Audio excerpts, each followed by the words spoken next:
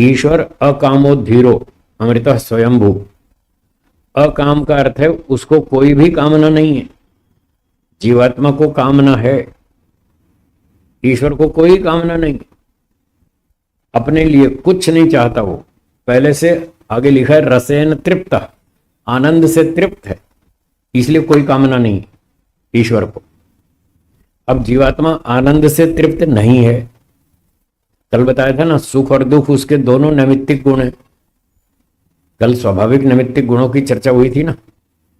इच्छा, द्वेष, प्रयत्न और ज्ञान, चार गुण स्वाभाविक भी हैं, नैमित्तिक भी हैं, दोनों तरह के।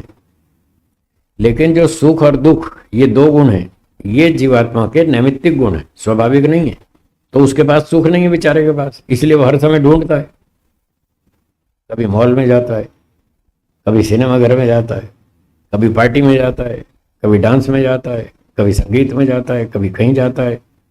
वो सुख को ढूंढता रहता है, इसलिए उसको कमी है, कामना है कि ये चीज चाहिए, वो चीज चाहिए। तो ईश्वर में कह रहे हैं न कुतश्चन उ न, उसमें कोई कमी नहीं है, इसलिए अकाम, उसको कोई कामना नहीं। अपने स्वार्थ की कोई कामना नहीं, अपने लाभ की कोई कामना नहीं है। हाँ, उसमें परोपकार की कामना है। कौन सी है?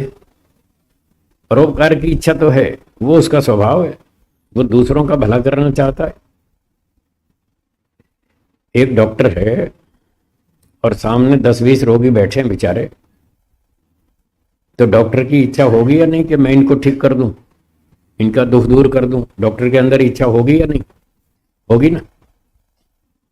उसके पास योग्यता है, चिकित्सा करने की विद्या है, और उसकी परोपकार की भावना भी है। इसलिए वो कहता है आओ भाई आओ, मैं तुम्हारा इलाज करता हूँ। वो उनको डायग्नोज करता है, उनको दवाई देता है और उनको ठीक कर देता है। ये उसकी परोपकार की इच्छा है। तो डॉक्टर में परोपकार की इच्छा भी है, स्वार्थ की इच्छा भी है। उसको रोटी भी चाहिए, कपड़े भी चाहिए, घर भी चलाना है, बच्चे भी पालने हैं, तो कुछ अपने लिए भी चाहिए, कुछ दूसरों के लिए भी। जीवात्मा में दोनों प्रकार की इच्छा है, अपने स्वार्थ की भी और परोपकार की भी। ईश्वर में स्वार्थ की इच्छा नहीं है, क्योंकि उसमें कोई कमी नहीं है। जीवात्मा कोई भी हो, डॉक्टर हो, इंजीनियर हो, पायलट हो, वकील हो, साइंटिस्ट हो, कोई भी हो, सब में कमियां हैं।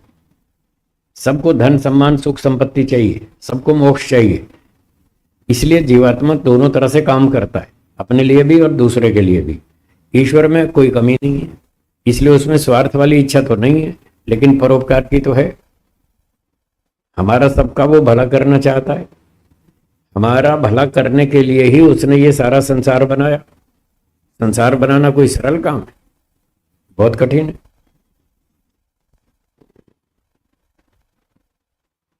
संसार बनाना, चलाना, सबके कर्मों का हिसाब रखना बहुत टेढ़ा काम, बहुत कठिन। हम तो अपना हिसाब भी नहीं रख सकते।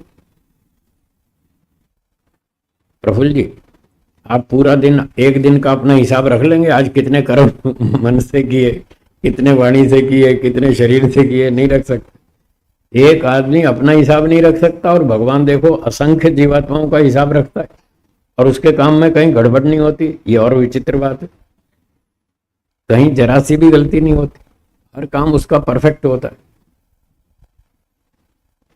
इसलिए उसको सर्वगुण संपन्न कहते हैं, सब प्रकार से परिपूर्ण, आनंद से तृप्त, और उसमें कोई कमी नहीं है। तो उसके जितने भी गुण हैं, हजारों गुण हैं, उनमें से एक गुण परोपकार का भी है, वो भी उसका स्वाभाविक है। जैसे जीवात्मा में स्वार्थ स्वाभाविक है, उसमें परोपकार स्वाभाविक है। हाँ, वो उसने किसी से उधार, उसका स्वभाव सही है। तो जैसे जीवात्मा में कमियां स्वभाव से हैं, ईश्वर में परिपूर्णता स्वभाव से है, इसलिए उसमें परोपकार की जो भावना है वो स्वभाव से, बाय डिफॉल्ट। तो जीवात्मा हमेशा अपने लाभ के लिए सोचता है, चाहे भौतिक लाभ हो, चाहे मोक्ष का लाभ हो, कोई भी लाभ होना चाहिए। अगर उसको कोई दो में से कोई भी लाभ नहीं मिलेगा तो वो काम नहीं करेगा, और ईश्वर फिर भी करेगा, उसको कुछ चाहिए ही नहीं। एक और बात सुना दूं, थोड़ी झटके वाली है, झटके लगाता रहता हूं मैं बीच बीच में।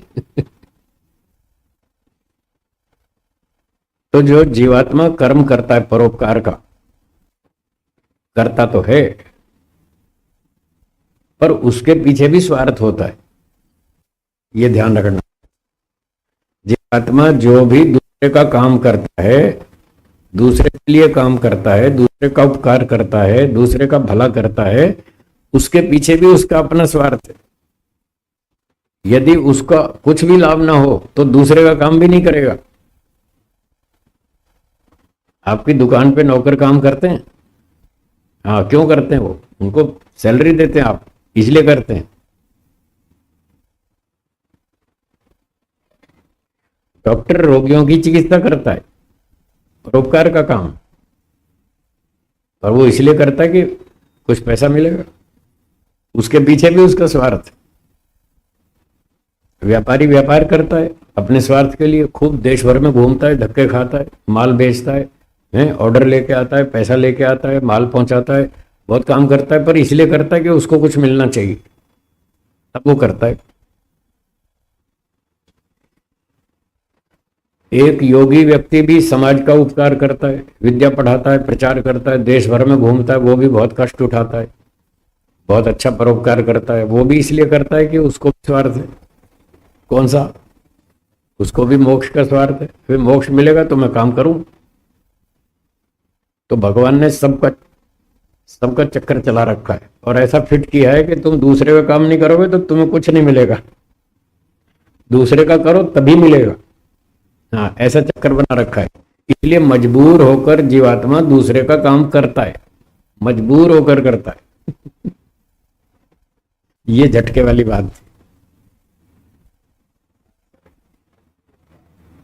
हर जीवात्मा मजबूर है काम करने को, तभी उसको कुछ मिलेगा। जब तक काम नहीं करेगा ईश्वर कुछ नहीं देगा, न रोटी देगा न मोक्ष देगा, कुछ नहीं देगा। काम करो तब मिलेगा।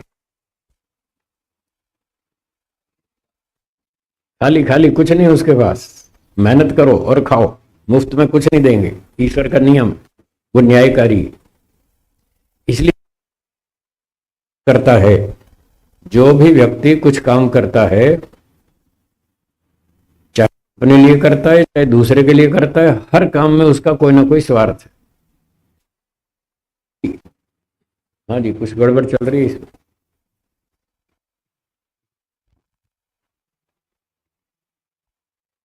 ओम ओम, थोड़ी आवाज बढ़ाइए। ओम ओम ओम ओम ओम, ठीक है। मोक्ष प्राप्ति भी उत्तम स्वार्थ है, वो भी अपने स्वार्थ के लिए कर रहा है काम, वो भी स्वार्थ है, पर वो उत्तम स्वार्थ है। शास्त्रों में 3 तरह का स्वार्थ बताया। एक उत्तम स्वार्थ, दूसरा मध्यम स्वार्थ, और तीसरा निकृष्ट स्वार्थ। हाँ दोहराइए, पहला कौन सा? उत्तम स्वार्थ, दूसरा मध्यम स्वार्थ, तीसरा जिसको आप संसार में कहते हैं ना, ये बहुत स्वार्थी आदमी, ये अपना मतलब तो निकाल लेता है और जब सेवा करने की बारी आती है तब भाग जाता है। ये बहुत स्वार्थी आदमी, जिसको आप इस तरह से बोलते हैं, वो निकृष्ट स्वार्थ है, 3rd क्लास। उसको तो सब खराब मानते हैं, बुरा मानते हैं, और वो है भी बुरा। अपना स्वार्थ तो सिद्ध कर लिया, अब दूसरे का करने का नंबर आया तो भाग गया, दूसरे को सहयोग नहीं देता। तो ये तो 3rd क्लास है, निकृष्ट स्वार्थ। लोग इसको स्वार्थ के नाम से जानते हैं, मानते हैं, और इसको खराब भी कहते हैं। इससे ऊपर दूसरा वो है मध्यम स्वार्थ। मध्यम स्वार्थ का मतलब होता है, आप मुझे सहयोग करो, मैं आपको सहयोग करूंगा, दोनों एक दूसरे का काम करेंगे। निकृष्ट स्वार्थ में क्या था? तेरा माल मेरा माल, मेरा माल मेरा माल।